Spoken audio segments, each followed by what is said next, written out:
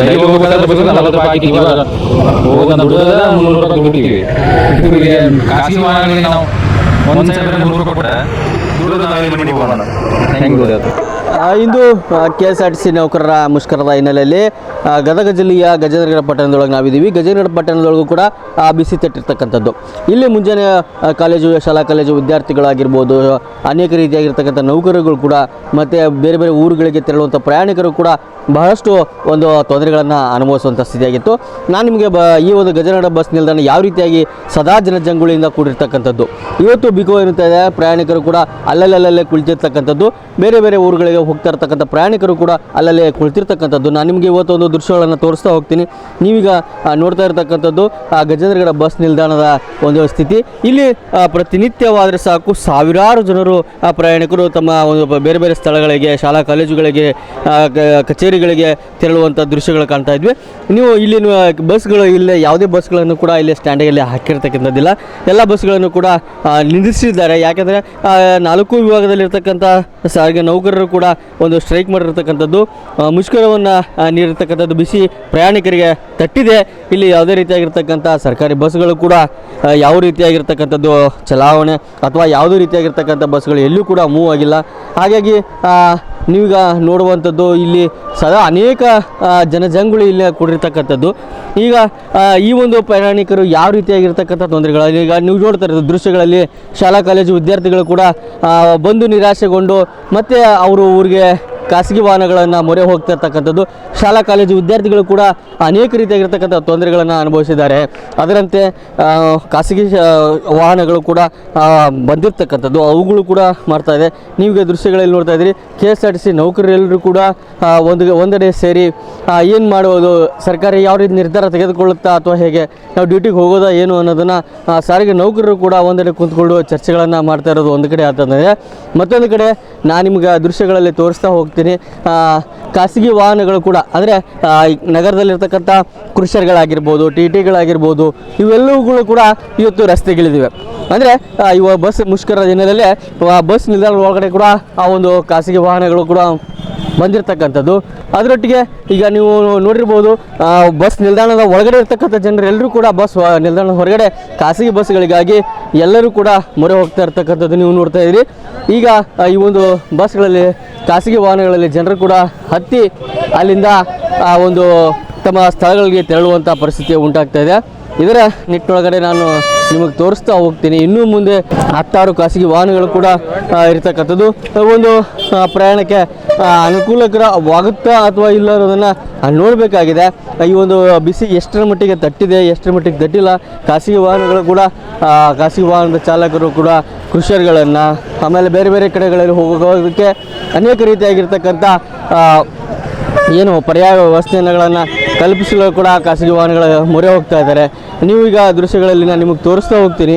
ಆ ಒಂದು ಕೃಷಿಗಳಲ್ಲಿ ಯಾವ ರೀತಿಯಾಗಿರ್ತಕ್ಕಂಥ ಜನರು ಕೂಡ ಹತ್ಕೊಂಡು ಎಲ್ಲರೂ ಕೂಡ ಬೇರೆ ಬೇರೆ ಸ್ಥಳಗಳಿಗೆ ತೆರಳ್ತಾ ಇರ್ತಕ್ಕಂಥದ್ದು. ಇದು ಈ ಒಂದು ಖಾಸಗಿ ವಾಹನಗಳು ಕೂಡ ಇಲ್ಲಿ ನಿಮಗೆ ಅನೇಕ ರೀತಿಯಾಗಿರ್ತಕ್ಕಂಥ ತೊಂದರೆಗಳನ್ನು ಕೂಡ ಅನುಭವಿಸಿ ಖಾಸಗಿ ವಾಹನ ಅನಿವಾರ್ಯತೆಯಾಗಿ ಖಾಸಗಿ ವಾಹನಗಳ ಮೊರೆ ಹೋಗಿ ಅಲ್ಲೇ ಅವರು ಹೇಳಿರ್ತಕ್ಕಂಥ ದರಗಳನ್ನು ಕೊಟ್ಟು ಅವ್ರು ಮಾಡಿರ್ತಕ್ಕಂಥದ್ದು. ಅದೇ ರೀತಿಯಾಗಿ ಪೊಲೀಸರು ಕೂಡ, ಪೊಲೀಸ್ ಇಲಾಖೆ ಸಿಬ್ಬಂದಿಗಳು ಕೂಡ ಅಷ್ಟೇ ರೀತಿಯಾಗಿರ್ತಕ್ಕಂಥ ಒಂದು ಯಾವುದೇ ರೀತಿಯಾಗಿ ಟ್ರಾಫಿಕ್ ಕಿರಿಕಿರಿ ಆಗ್ಬೋದು. ಅಂದರೆ ಈಗ ಮುಂಜಾನೆ ಸುಮಾರು 8 ಗಂಟೆ 9 ಗಂಟೆಯಿಂದ 10 ಗಂಟೆ 10:30ವರೆಗೂ ಕೂಡ ಶಾಲಾ ಕಾಲೇಜುಗಳು ವಾಹನಗಳು ಅಥವಾ ಬೇರೆ ಬೇರೆ ಸ್ಥಳಗಳಿಗೆ ಹೋಗುವಂಥವರು ಕೂಡ ಇರ್ತಾರೆ. ಟ್ರಾಫಿಕ್ ಕಿರಿಕಿರಿ ಉಂಟಾಗಬಾರ್ದು ಅಂಥೇಳಿ ಅವರು ಎಲ್ಲರೂ ಕೂಡ, ಪೊಲೀಸರು ಕೂಡ ಅಷ್ಟೇ ಅಚ್ಚುಕಟ್ಟಾಗಿ ಅವರು ಕೂಡ ಒಂದು ಕಾರ್ಯವನ್ನು ನಿರ್ವಹಿಸ್ತಾ ಇರತಕ್ಕಂಥದ್ದು. ಇದು ಈ ಒಂದು ಗಜೇಂದ್ರಗಡದಲ್ಲಿರ್ತಕ್ಕಂಥ ಮನೆದಾಳದ ಮಾತುಗಳಾಗಿತ್ತು. ನಾನು ಮತ್ತೆ ನಿಮಗೆ ಈ ಕುರಿತಾಗಿ KSRTCಯ ಗಜೇಂದ್ರ ಡಿಪೋದ ಮ್ಯಾನೇಜರ್ ಅವರು ಕೂಡ ಏನು ಹೇಳ್ತಾರೆ ಅನ್ನೋದನ್ನು ನಾನು ನಿಮ್ಗೆ ನಂತರ ಮತ್ತೆ ಅವ್ರನ್ನ ಸಂಪರ್ಕ ಮಾಡುವಂಥ ಒಂದು ಪ್ರಯತ್ನ ಮಾಡ್ತೀನಿ. ಯಾವ ರೀತಿಯಾಗಿರ್ತಕ್ಕಂಥ ಅವರು ಕೂಡ ಏನು ಹೇಳ್ತಾರೆ ಈ ಒಂದು ಬಸ್ ಮುಖರಿಗೆ, ಮತ್ತು ಅದನ್ನು ಏನು ಮುಂದುವರಿಯುತ್ತಾ ಅಥವಾ ಇವತ್ತೇ ಕೊನೆಗೊಳ್ಳುತ್ತಾ ಅನ್ನೋದ್ರ ಬಗ್ಗೆ ಮತ್ತಷ್ಟು ಅಪ್ಡೇಟನ್ನು ನಾನು ನಿಮ್ಗೆ ಕೊಡ್ತಾ ಹೋಗ್ತಿದ್ದೀನಿ.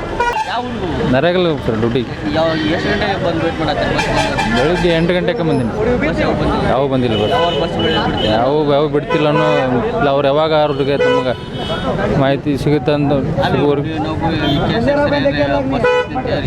ಏನೇ ಇಲ್ಲ ಸರ್.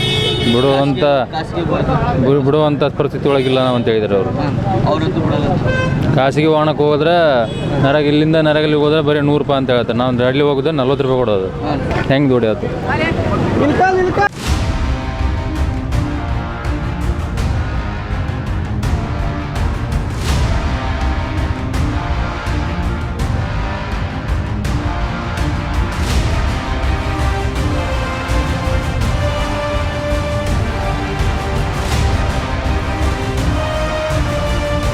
ಬಂದಿರ? ಹ್ಞೂ ರೀ. ಯಾವಾಗ ಬಂದಿರ? ನಿನ್ನೆ ಬಂದವ್ರಿ. ನಿನ್ನೆ ಮುಂಜೆ ಹಾಂ ಕಾಲ್ಕಲ್ಲೇಶ್ವರಕ್ಕೆ ಬಂದವ್ರಿ. ಈಗ ಮುಂಜಾನೆ ಎಷ್ಟು ಗಂಟೆಗೆ ಬಸ್ ಬಂದಿರ? ಈಗ ಅಲ್ಲ ನಾವು 8ಕ್ಕೆ ಬಂದು ನಿಂತವ್ರಿ. 8ಕ್ಕೆ ಬಂದಿರಿ? ಹಾಂ. ಇನ್ನು ಬಸ್ಗೆ ಏನಿಲ್ಲ? ಏನಿಲ್ಲ. ಮತ್ತೆ ಈಗ ಅವ್ರು ಏನಂತಾರೆ? ಯಾವ ಬಸ್ ಬರ್ತಾವ್ರ ಅಂತಂದು ಹೇಳ್ಯಾರ? ಈಗ ಯಾವ ಬರಲ್ಲ, ನೀವು ಯಾವ್ದಾರ ಸಿಕ್ಕದಕ್ಕೆ ಹೋಗ್ರಿ ಅಂದ್ರಿ. ಒಟ್ಟು ಸಿಕ್ಕಿದ್ದಕ್ಕೆ ಹೋಗ್ರಿ ಅಂತ ಹೇಳ್ಯಾರ. ಯಾವ ಬರ್ತಾವಂತ ಏನು ಹೇಳಿಲ್ರಿ. ಯಾವ ಬರ್ತಾವೋ ಅಥವಾ ಏನು ಗೊತ್ತಿಲ್ಲ, ಒಟ್ಟು ಯಾವ ಸಿಗ್ತಾವ ಹೋಗ್ರಿ ಅಂತ ಹೋಗ್ರಿ ಅಂದು. ಅಲ್ಲಿ ಇವತ್ತು KSRTC ಸ್ಟ್ರೈಕ್ ಐತಿ. ನಿಮ್ಗೆ ಇಲ್ಲಿ ವ್ಯಾಪಾರ ವಹಿವಾಟು ಎಲ್ಲ ಹೆಂಗೈತಿ? ಎಲ್ಲ ಇವತ್ತು ಏನೇನೇ ಇಲ್ಲ ರೀ. ಎಲ್ಲ ಜನದಟ್ಟಣೆ ಕಡಿಮೆ ಐತಿ. ಬಸ್ ಅವ್ರ ಸರಿ ಸಮಾನ ಇದು ಕೊಡ್ಬೇಕನ್ನೋದು ಸಂಬಂಧ ಅವರು ಬಂದಿಟ್ಟಿದ್ದಾರೆ. ಅದ್ರ ಸಂಬಂಧ ಎಲ್ಲ ನಿಮ್ಗೆ 100 ಮಂದಿ ನೋಡ್ತಿದ್ರಿ, ವ್ಯಾಪಾರ ಎಲ್ಲ ಚಲೋ ಆಗ್ತದೆ. ಚಲೋ ಆಗಿ ಒಬ್ಬರು ಕೂಡ ಒಟ್ಟು ಏನು ವ್ಯಾಪಾರ ಏನು ಕಡಿಮೆ ಆಗಿದೆ. ಏನೇನು ವ್ಯಾಪಾರ ಇಲ್ಲ. ಜನಗಳು ಬಂದು ಕೇಳ್ತಾರೆ ನಿಮ್ಮ ಬಸ್ ಅದಾವಲ್ರಿ? ಹಾಂ, ಬಸ್ ಅದಾವ ಅಂತ ಹೇಳಿ ಇದಾಗೈತೆ ರೀ. ಶಾಲೆ ವಿದ್ಯಾರ್ಥಿಗಳಿಗೆ ಭಾಳ ತೊಂದರೆ ಆಗೈತೆ. ಹಾಂ. ಅದ್ರ ನಿಮ್ಮ ಹೆಸರು? ನಮ್ಮ ಹೆಸರು ನಾಗಪ್ಪ ಬಸಪ್ಪ ಶರವಂದ್ರ. ಯಾವ ಬ್ಯಾಡಗಿ ತಾಲೂಕು ಬಂದಿಟ್ಟು. ನೀವು ಈಗ ಬಸ್ಗಳ ತೊಂದರೆ ಆಗ್ಯಾವ? ಹೌದು ರೀ, ಬಸ್ಸಿನ ಪ್ರಾಬ್ಲಮ್ ಐತಲ್ಲ. ಈಗ ಏನು ಮಾಡೋಕ್ಕೆ ನಮಗೆ ಆಸ್ಪತ್ರೆ ಇಲ್ಲ. ಹೆಂಗೆ ಮಾಡಬೇಕು ಏನು ಮಾಡ್ಬೇಕು ಅನ್ನೋದು ದಿಕ್ಕರಿವಲ್ಲ ನಮಗೆ. ಹೌದಾ? ಈಗ ದೂರ 250 ಕಿಲೋಮೀಟ್ರ್ ಹೋಗ್ಬೇಕು ನಾವು. ಮುಂದೆ ಏನು ಮಾಡ್ಬೇಕು ಅನ್ನೋದು ಗೊತ್ತಾಗ್ತಾಯಿಲ್ಲ. ಬಸ್ ಇಲ್ಲ, ಅವೆಲ್ಲ ಈ ಥರ ಆಗ್ಬಾರ್ದು ಸರ್ಕಾರದೊಳಗೆ. ಸಿದ್ದರಾಮಯ್ಯ ಸರ್ಕಾರ ಇದೇ ಟೈಪ್ ಹೋದ್ರೆ ಮುಂದೆ ಜೀವನ ಮಾಡೋದು ಹೆಂಗೆ ರೀ ನಾವು? ಹೌದು ರೀ, ಹೌದು ರೀ, ತೊಂದರೆ ಆಗ್ತೈತಿ. ನೀವು ಈಗ ಹಾವೇರಿ ಬ್ಯಾಡ್ಗಿಂದ ಬಂದಿರಿ. ಈಗ ಯಾವ ಉದ್ದೇಶ ಈ ಕಡೆ ಬಂದಿದ್ರಿ? ಇಲ್ಲಿ ಕಾಲ್ಕಲ್ಲೇಶ್ವರ ದೇವಸ್ಥಾನಕ್ಕೆ ಬರ್ತದೆ ಅವ್ರಿ. ಸುಮಾರು ಒಂದು 15 ವರ್ಷ ಆಯಿತು. ಈ ಥರ ಯಾವಾಗ ಆಗಿಲ್ಲ, ಈಗ ಹೌದು ರೀ. ಈಗ KSRTC ಸರಿ ಏನಂತಾರೆ? ನಿಮ್ಗೆ ಕೇಳಿದ್ವಿ ರೀ. ಅವರು ಟೈಮಿಂಗ್ ಇಲ್ಲ, ಪೇಮೆಂಟ್ ಆಗಿಲ್ಲ ಅಂತ ಹೇಳ್ತಾರೆ. ಯಾವ ಟೈಮಿಂಗ್ ಇಲ್ಲ? ಹೌದು ರೀ. ಈಗ ನಿಮ್ಮ ಊರಿಗೆ ಹೋಗೋದು ಹೆಂಗೆ ಸರ್? ಈಗ ಅದೇ ರೀ, ಹೆಂಗೆ ಹೋಗ್ತೇನೋ ಈಗ ಗೊತ್ತೇ ಆಗ್ತಾಯಿಲ್ಲ ರೀ.